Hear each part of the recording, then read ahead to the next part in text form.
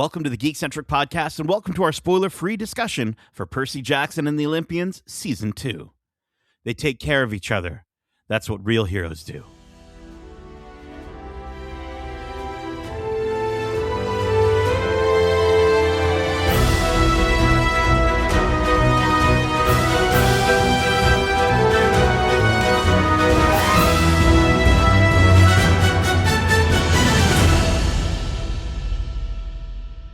Welcome to the Geekcentric podcast. My name is Nate, and this is our spoiler-free discussion for Percy Jackson and the Olympians Season 2.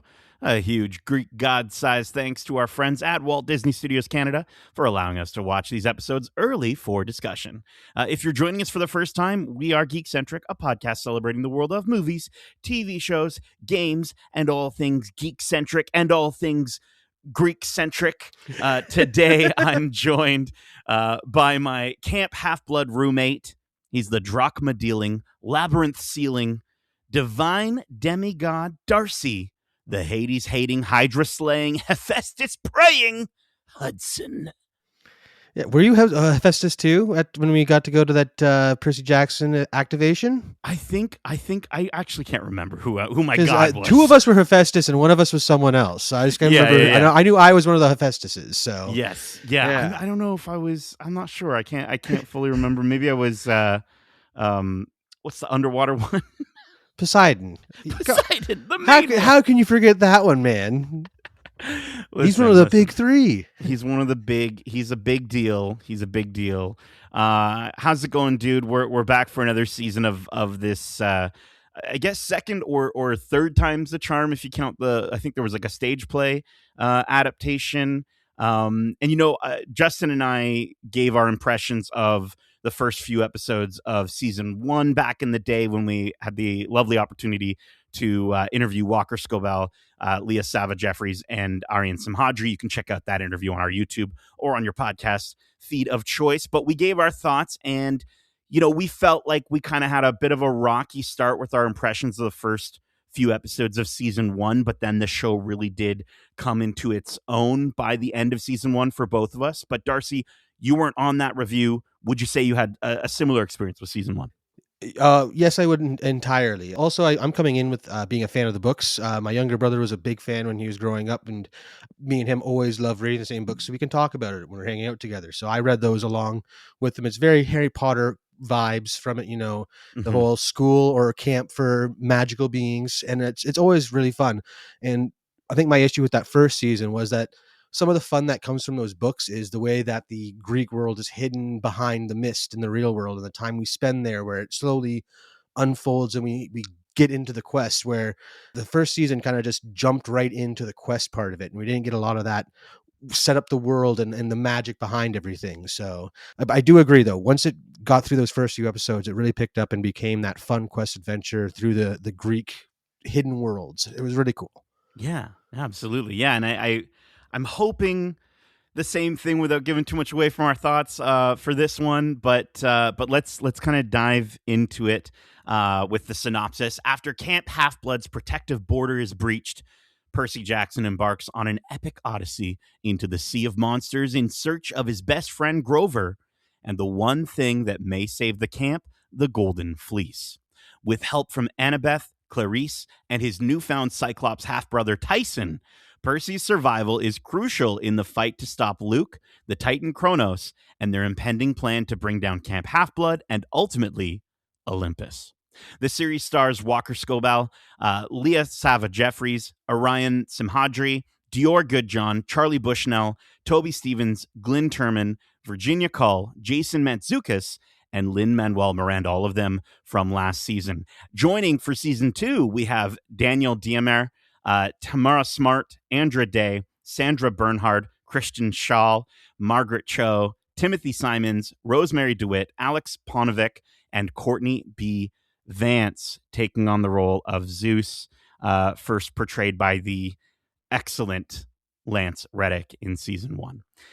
We didn't get a chance to see him yet, or really a lot of maybe some of those names that I just listed, because we've only seen the first 2 episodes of season 2. But listen, if you're listening to this right now on the day that we've released it, it's not going to be very long before you get to also watch the first 2 episodes of season 2, as they will premiere on Disney Plus December 10th. So if you're listening to this on the day we've uploaded, you can listen to this and head and watch those episodes, or do it the other way around. I know some people sometimes like to hear our thoughts after they've seen the episodes. We are going to keep things pretty spoiler free. If there's some stuff in the trailers that you might have seen, we might bring it up. But I want to kind of jump in the way we do with a lot of our reviews, Darcy, and I want to talk about the look and feel of this season of the show. And it's tough, obviously, for us to talk in a lot of details with only seeing 2 episodes, but I do want to start with something positive, because I do have thoughts to share. They're not all positive. I do want to start with the highlight of the on-location shots. Yes. Obviously, we're a Canadian geek podcast. Love seeing Canada in all of its beauty and majesty represented on screen. And I think just as much as last season, these first 2 episodes, we're spending a lot of time at Camp Half-Blood, which means we get to see a lot of wonderful forests, wonderful lakesides in Vancouver and throughout British Columbia. Darcy, what did you think of the look and feel of these first 2 episodes of season 2? Again, it's like the same with the first season. What they really did well was bring the world of this magical demigod camp to life, and even all the locations afterwards that we go to, and I'm sure we'll go to in this season. The on location shooting really adds that level of authenticity to it. Like, again, they Mm-hmm. feels like they're there, and it's a lived in place, and these cabins aren't just a facade. You can picture the inside of every room, because it's probably just like any camp we've been to growing up type thing. So it is a really cool world that they've built, and it's awesome to return to it. Yeah. Yeah, I think it's one of the best things about the show, oddly enough. And Hmm. there are some great things about this show, don't get me wrong, but I really, really do love anytime we get just a very practical, real looking set. And like you said, seeing Camp Half Blood and seeing, I grew up, my mom worked at a camp, and for a huge portion of my life, I spent time at camp and in cabins. And so Hmm. it's always nice to see that. And like you said, the way that they've sort of mapped it out. I've heard it's been added to Fortnite now. So if you want to explore it virtually, you can do that, which is really cool. But I think when we get those wider shots, or those golden hour shots in the Mm. forest, or even the way that the forests look at night, I think a lot of times shows, especially with shows with the budget that this show has, when they film at night, it's not always the best looking. And I think they did such a good job of making this look magical and keeping it tied to nature and the mythological elements throughout this series. I want to also jump in and talk about the action moments. I think the first few action moments that we get in this season are really fun. I think the sword fights and set pieces are just as fun as they were in the first season. And I think one of the things that I took away, at least from these first 2 episodes, even within these first 2 episodes, we get some really creative ways that our main characters are addressing very non-violent, sort of kid book friendly ways that our characters are addressing some of these conflicts. And it's done in a way that it looks good, it sounds good, it's fun, it's creative, but it's not too goofy. It never took me out at any point in time. What did you think of the action in these first 2 episodes? Yeah, I'd have to agree entirely. Again, like, the books were really strong because it was kids thrust into this godly adventure type thing, and with that comes with the threat of death and everything. So again, the way they handle these challenges and stuff like that as a group of kids and in the world, it still feels real, and the stakes are high. But again, it's just there's a magic to it that just works. And again, there's a set piece in the second episode, I think, that really stands out, and it's just a really fantastic showcase of like the world of the Greek gods while meeting a kids camp almost. It was a cool marriage of things that just, again, leads to further what this quest could potentially lead to being about type thing. It's really cool. Absolutely. Yeah. Now, of course, I mentioned the budget earlier. I don't know the budget, but I know that it's not as high it can't be as high as some of the other Disney Plus projects that we've seen, especially from huge, massive groups like Lucasfilm and Marvel, right? And so I think there's nothing inherently wrong with the visual effects. I think they're doing they're I'm going to give a lot of lenience towards the visual effects, but they're still not what you might expect from something like going from a season 1 to a season 2. I wouldn't expect anything different than what we had in season 1. These productions are done so close together. They're already working on season 3, right? Mm-hmm. And so they're already started filming, and so you're not going to get some of those things where you get this massive jump in visual fidelity or visual effects. Maybe by a season 4, 5, 6, who knows how long this is going to go. Maybe at that point we'll look back on some of these earlier seasons and be like, wow, they were really working with some tight, budgets there, or just maybe Mm-hmm. quick turnaround times. But I will say there are some instances where I'm getting used to them. I think Tyson is a character that we'll talk about, but his eye, at first, I was very, it's very striking, and then I got used to it and actually kind of appreciate it as the show went on. Yeah, and I think my big thing is like no matter what we've seen, like what media we've seen them in, Cyclopses or just One Eye in general is very hard to make look Yeah. real. It's that uncanny valley is like almost inherent with no matter what you do, Hmm. and like you said, it's shocking at first, but the way that they do it, it just becomes seamless the more time you spend with him, and you be and like you said, you begin to accept it, and it's part of that magic that the show does. So again, while they might not have again like a Marvel or Star Wars sized budget, they are putting the money to where it's important, like a character that you're spending a lot of time with. So Hmm. it's nice to see that there are priorities when it comes to the visual effects. And then I will say just one thing. I think costuming and practical effects. Obviously, again, I'm not going to sit here and say that practical effects these days are any less or more affordable than the visual effects on the show, but there is an element to this series where I think they do have a really, again, it's because the actual sets are so nice that I wish that some of those props, or in episode 2 there's a chariot race, and a lot of these vehicles, I understand that this is like a new place, or that these are kids running around in jeans and t-shirts in Camp Half-Blood. So I get that it's not like, not everything is going to be made, millions and billions of years ago, or 100,000, however long Greek mythology is. I obviously don't know, but I'm just saying, like I understand that the materials might be a little bit newer, but seeing stuff that's supposed to be heavy metal or steel look very plasticky or rubbery or fiberglassy at times, it can take you out of it. It's not the worst thing. And then I would just say there are some characters with costumes where, like, for instance, Kristen Shaw has a wonderful cameo, or not even cameo. I guess she's actually a character if we'd listed her earlier, but Yeah. she's in here. And I thought her character was very whimsical looking, but it really worked. And then we have someone like King Tantalus, which I'll talk about in a little bit when we talk about characters. I don't know if that works as much for me. So it's weird. There's this sort of disconnect in terms of some of the costuming and props from just how good the actual set design is. That I just found, I don't know, it didn't work for me in these first two. Yeah, I can see that totally. Again, I think there's a lot of suspension of disbelief that needs to go into this because it is such a wild like storyline or premise, if you will. Greek Yeah. gods mixing with camp kids and everything that can come from that, and be it characters like the three sisters or something like Tantalus. But I like the fact that they are trying to blend the eras and stuff like that. Like while sometimes it does work and sometimes it doesn't, they are trying to do something where it is bringing history or myths to life, which is cool. So I'll give them credit for that. While I do agree that it doesn't work in every instance. Yeah. Yeah. And it sticks out, I think, a little bit. Mm-hmm. But Mm-hmm. again, it's totally fine. I love what you mentioned there, suspending your disbelief. Obviously, with a book, our imaginations are able to do whatever we want, and Exactly. it's going to be tricky to translate that every time. But speaking of translating these characters is a huge job for this cast.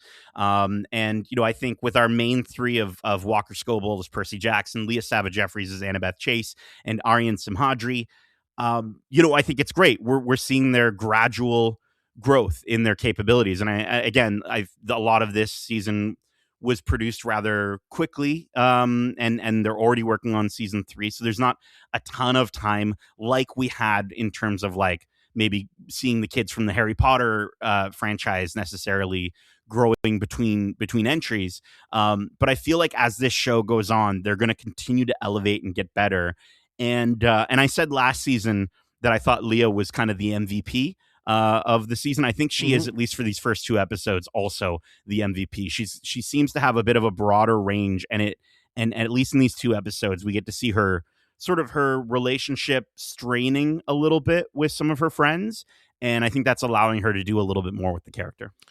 Well, yeah, for sure. Even in that first season, we knew that she had more of a troubled past than the other two characters, or of our main three. And again, we're just seeing her build upon that past trauma, if you will, and then it really is impacting her character's decisions in this series. And she's going to distances that she needs to. And I think uh, sometimes I feel like these guys, again, the kids are all great.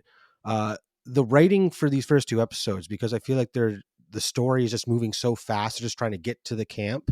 Yeah. Some of the lines are a bit expositionally heavy, and it's just Yeah. like, okay, there's info dumping so that we can get to the good stuff, I guess. And at times it can come off a bit much, but the kids do the best they can. Again, with Walker Scoble returning too as Percy, I think he nails that kid stuck between two worlds, and now he's got a brother to deal with out of nowhere.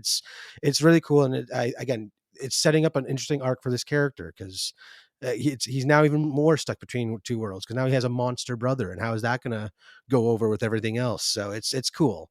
Well, I do want to talk about Daniel Diemer as Tyson. You know, Percy's got this, like you said, new brother, Cyclops monster brother, and you know, it's crazy how, again, you mentioned the Uncanny Valley thing. It's so tough because it literally, like, for a lot of people, Uncanny Valley really does come down to the eyes on a virtual digital character, Mm-hmm. and it's a big eye taking up the upper half of this guy's face.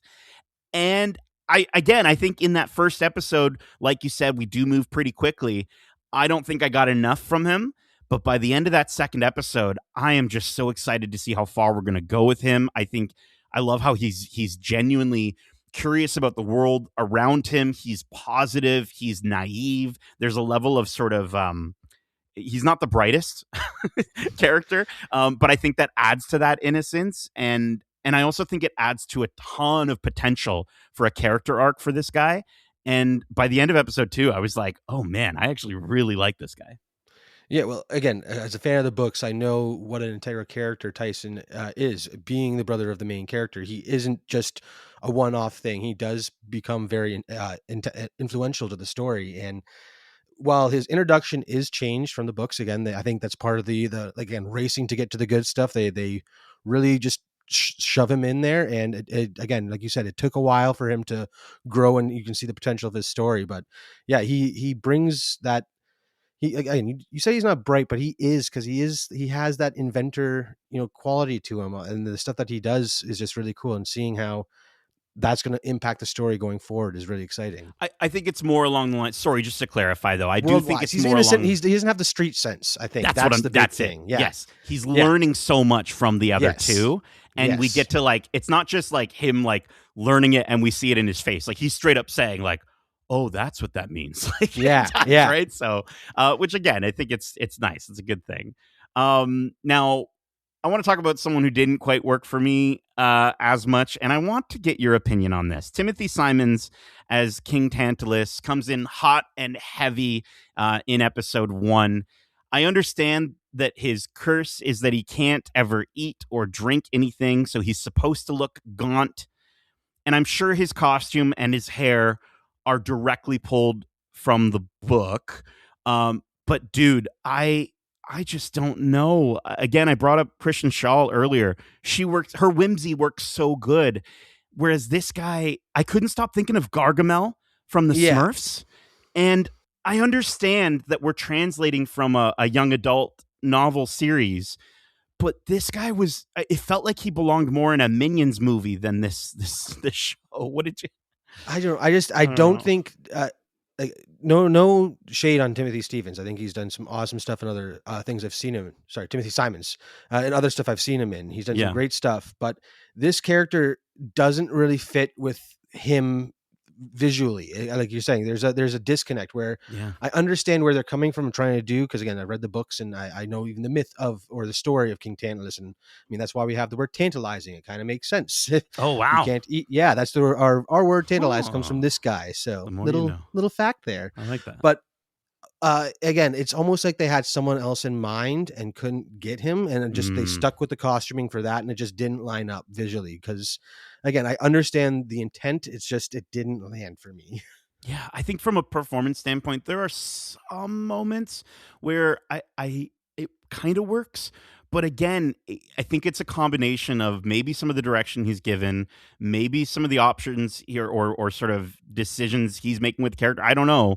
And that costume. That costume is Yeah, so disconnecting for me. Where again, I understand the idea of like whimsy and, like you said, suspension of disbelief, but there's only so far I can go with it before I start looking at this guy and thinking, this is a person in a costume and not a character. Does that, you yeah. know what I mean? They could have done more with the idea that he is coming from the underworld to serve his new role at camp. Hmm. It's they could have gone a bit further to make that look like he's been suffering for 1,000 years or whatever. Like make those rags, those cloaks look more like rags, and Yeah. have them hang a bit more limply off him. It is a weird choice, and again, the character decisions they made, they almost lean too hard into the bumbling aspect. Yes. Like it's like he's supposed to be a joke, but they're trying too hard to make him a joke. Like Yeah. less is more. I feel like with this character, if you could have had him be a bit less sarcastic, I feel like it would have gone a lot further. I don't know. It's again, it's a weird disconnect Yeah. that just takes me out of the rest of the show, or these first two episodes at least. And like if there was like some element where Jason Mantzoukas as Dionysus got to like chew into this guy a little bit more. Maybe Oh we haven't yeah, seen yeah. that, right? Maybe we haven't seen that, but even in the scenes that we have seen where they are together, it still feels weird. It doesn't feel like Mm-hmm. they're in the same show. And so where Jason Mantzoukas was that sort of very far opposite side of the funny, goofy, silly, comedy side of things in this more serious situation, it just feels like the wrong type of humor with Tantalus. Yeah, yeah. Yeah, yeah. Now I did want to bring up one more person in this cast, Dior Goodjohn, who plays Clarice LaRue. She's taking on a bigger role in these first couple episodes. I've heard and seen from information online that she is going to have more of a main character role this season. And I'm excited for her for not exactly the same reasons that I'm excited for Tyson, but just in the sense of like, I'm intrigued to see where her character arc goes. You can tell that they're setting her up for something big, coming from somebody who didn't read the books. And so I'm just so interested to see the direction they're taking her. Yeah, you're in for a treat, because these characters, they're introduced for a reason in that first season, and just the journey she goes on as the daughter of Ares is fascinating when you again look at it from the eyes of again a Greek myth, and how their kids are typically treated, and how this is a modern telling of some of those stories. It's really neat how they're giving these characters the opportunity to continue these roles, because again, Clarice has a wicked story in line, and I think she's going to do a great job. Yeah. Yeah. Yeah, absolutely. Now, talking about storyline, you mentioned rushing to get things started. Hmm. And, we're only 2 episodes in, so it's tough to say, but starting with a positive, I will say it does feel like we're a little more Chamber of Secrets and Sorcerer's Stone, right? Hmm. In that there's a heck of a lot less of character introduction, setup, that sort of thing. But you brought up Tyson earlier. I brought up Tantalus. It does feel like with it rushing to get to the good stuff, like you said, some good stuff is left behind. I think it does a bit of a Hmm. disservice to what I imagine book readers are expecting for maybe an introduction of a character like Tyson, or a character like King Tantalus, or even there's a massive moment that is sort of quickly thrown in the first episode that feels like, they keep bringing it up in episode 2, and I'm sure it'll be probably a point of something to explore in future episodes. But you only get one introduction in this in a series, right? And we can explore characters and have them grow out a little bit more, or explore moments and maybe learn more about those moments in future stories. but we only get one time to sort of be introduced to those moments and characters, and it feels like this first episode does a bit of a disservice. Yeah, again, part of the magic of that second book is the time you spend outside of camp leading into it, and it's Percy and Tyson meeting for the first time Mm-hmm. is a really cool moment, and then seeing how their relationship grows as they attend school together, and Percy looks out for this thing he knows is a monster, but no one else does because of the mist. It's again part of the magic of the Percy Jackson was the time spent outside of camp, like to the preamble before the magic gets rolling, and just all of a sudden jumping to the point where it wasn't even Percy who finds Tyson in this new iteration. It's just, oh yeah, mom brought him home one day type thing. It is so fast and so quick. It's a bit disappointing. Yeah, yeah. You almost wonder, like, I guess again, I understand the idea of wanting to adapt something differently for the same audience. I mean, again, I think that's a lot of people's arguments with something like certain episodes of The Last of Us. You know, some of the best episodes of The Last of Us season 1 and 2 are ones that we never got to explore, stories we never got to explore in the games, right? And so I get that. I completely understand that. But I do think that from to a certain point, if you're saying some of the best parts of the introduction of Tyson were when they were in school, and I think we maybe get one scene, maybe Hmm. two sequences, not even like less than 3 minutes of time of them in school. I mean, I will say you were talking about the fun action set pieces. One of the action set pieces we get in the first episode has the location completely changed, and the way that happens takes away some of the stakes that were initially like immediately kicked off. Like that's how the stakes are raised in the book, and it's how the stakes get raised in this. It's just how they get there between the show and book. One is a fun, delightful ride, and the other one is just breakneck pace just to get to the ball rolling. And it's a disservice to what I was a really cool story. Yeah.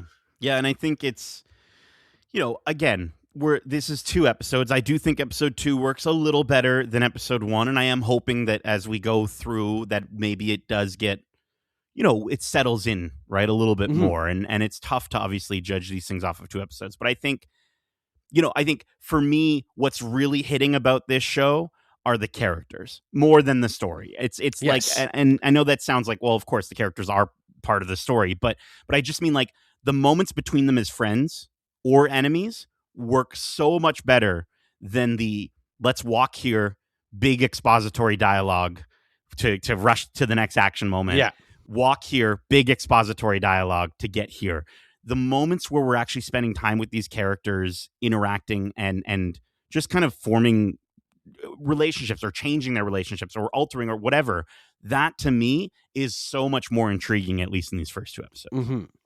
Yeah, and I think after I watched these first 2 episodes, I thought to myself, I'm like, this could have been 3 episodes. The way that Mm, they structured stuff, and yeah, we could have spent more time with the things that mattered, like introducing Tyson, introducing Tantalus. Like the way that they're setting up these stakes could have been done at a slower pace that it would have had more payoff, I think. And it's a weird thing to say when you get something so fast just to get to the good stuff, which they did in season one, and I enjoyed the way that the journey played out after the rocky start. So I only have to hope that this is the same situation for the second season, because we already see that as we're getting further from the start, the story starting to take the time to actually marinate in some of these good moments, like I said, between the characters and showing what this journey is, how this journey is affecting their relationships and stuff. So yeah, I have to hope that it's going to get better. and you would hope that maybe in a season 3 we'll be able to kick off with a first and second episode that feel like they've maybe learned from this, right? They're And not who running. knows? It's a marathon. You don't need a sprint at the beginning. Conserve your Yes. energy and save that sprint for the end, where it's, well, don't sprint anywhere. Actually, just take your time to tell a Just story. take your time to tell the story. Obviously Disney's behind this, having season 3 greenlit and started production even before season 2 is out is huge, and hopefully we'll learn more about future seasons. And I will say one last thing, just in terms of the pacing and the story. It does feel more than ever. Maybe I just didn't notice this as much in the first season. It does feel like this is very much edited for the ad version of Disney Plus. Did you feel that way? I feel like we're hitting a lot of cut to black commercial breaks. Yes, there's a lot of like, it's very noticeable. I mean, I don't know if it's the intent for the ad version or not, but it just the cuts are there, and they're not subtle. No, definitely not. But let's get to our final thoughts and kind of an easy question to answer. Will you keep watching, Darcy? Well, yeah, I mean, again, while it is a rocky start, the characters are still very strong, and the journey that they are setting up to go do is intriguing. It's just the breakneck pace you get there, and the treatment of some characters as they're just shoved into the story and they expect you to just immediately go along with it without asking why. It's a bit annoying, but again, I will be returning because there's a lot of potential for these characters to grow and for the story to have some really cool payoffs. And again, just where the overall Percy Jackson story goes is a very cool thing, and I'd love to see it brought to life on the small screen. Yeah. I'm excited to see where these characters go more than anything. And the story is, if even within these first two episodes, a bit confusing. It's a little, again, heavy-handed. It's a little like maybe if I'd read it, I'd kind of have a really good understanding of it. But just as a viewer watching it, there are some moments where I'm like, hey, who's their daddy again, and who's their daddy, and all that stuff. So I think it's definitely again, I have hope, and I trust this team that they are going to find a way to settle in. I don't think anyone who was a fan of season one has anything to be worried about after these first two episodes. I think, again, if you were a fan of the books, some of the things we're saying might be a bit alarming, but by the end of episode 2, as much as I was like, wait, who is this Tyson guy? I'm just catching up. I'm like, my brain's just catching up to understanding this. I love the guy. I'm excited to see more of him. So yeah, I don't think they're doing anything massive or revolutionary or very different. But there are still some minor improvements, again, in terms of how we're approaching our main cast. It's more Percy Jackson. It's more fun, and it's more of what you love if you love the first season, if you love those books. So yeah, it's one of the better YA adaptations that we've gotten recently. And so far, I mean, I don't think did we have any love triangles yet, Darcy, in this? I don't think so. No, and if they add that, I'm going to be very disappointed. Sure. I don't think they will. I haven't seen anything from trailers or anything that says they will. I just know that, like, they can't. Young adult, it's like moth to a flame, dude. Young adult series on a streaming service to love triangle. Hopefully that doesn't happen. And if the books don't have that in the future, then I'm trusting Rick and his team to steer clear. So I'm definitely going to keep watching. That is it for our spoiler-free discussion for the first 2 episodes of Percy Jackson and the Olympians season 2. We hope you enjoyed it, and we'd love to know your thoughts on the first 2 episodes if you've seen them, once you've seen them, or your thoughts on season 1. And if you want to reach out to us, I'm going to pray. Darcy, who's your demigod again? Hephaestus. I'm praying to Hephaestus to give Darcy the strength and knowledge and wisdom to let you know, our lovely listeners, how you can reach out through the realms. Am I getting this right? Yeah, I guess so. I think I'm receiving something from my dad. Great. What's your dad saying? You can. He's saying if they want to reach us, they can reach us at wearegeekcentric@gmail.com or over on Instagram and Twitter at wearegeekcentric or geekcentricyt. I did that so poorly because I just remembered Percy Jackson has some of the most confusing love triangles in any YA. Like it's not a triangle; it is a spider web. Oh no! I apparently blocked that from my memory until that moment there. Just then. Okay. Well, now that we've talked to who's the god of love again? Hermes? No. What's the flying guy with the shoes? That's Hermes. He's not the god of love. Oh, he's not Cupid. Well, Cupid. That's what I'm thinking of. Okay, well, now that we've talked to Cupid about the love hexagons or spider webs, Darcy, where can they reach us? They can reach us at wearegeekcentric@gmail.com. That's wearegeekcentric@gmail.com. Or they can reach us at Instagram at wearegeekcentric and on X or Twitter at geekcentricyt. Hell yeah, dude. Nailed it. There you go. You nailed it. First try. Keep in mind, we also have a ton of other great episodes covering the latest in movies and TV shows, including our recent spoiler-free review for Zootopia 2, which was so good. Go check that movie out. As well as our TIFF reviews for Wake Up Dead Man, A Knives Out Mystery. Rental Family, Sentimental Value featuring Eric Marchin, Frankenstein, The Smashing Machine, Nirvana, the band, the show, the movie, and many more non-TIFF reviews from throughout the year, like Predator Badlands, Star Wars Visions Volume 3, and Peacemaker Season 2.